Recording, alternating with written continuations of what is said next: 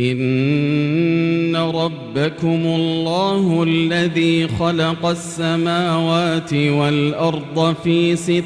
أيام ثم استوى على العرش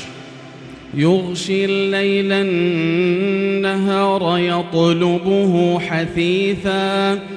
والشمس والقمر والنجوم مسخرات بأمره ألا له الخلق والأمر تبارك الله رب العالمين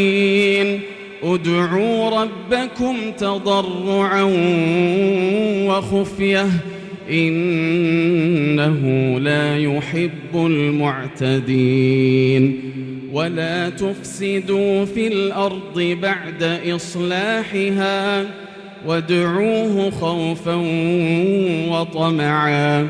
إن رحمة الله قريب من المحسنين وهو الذي يرسل الرياح بشرا بين يدي رحمته حتى إذا أقلت سحابا ثقالا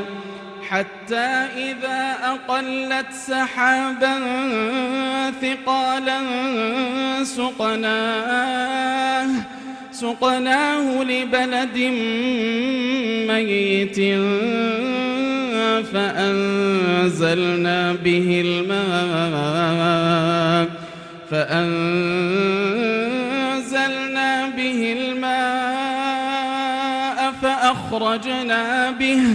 فأخرجنا به من كل الثمرات كذلك نخرج الموتى لعلكم تذكرون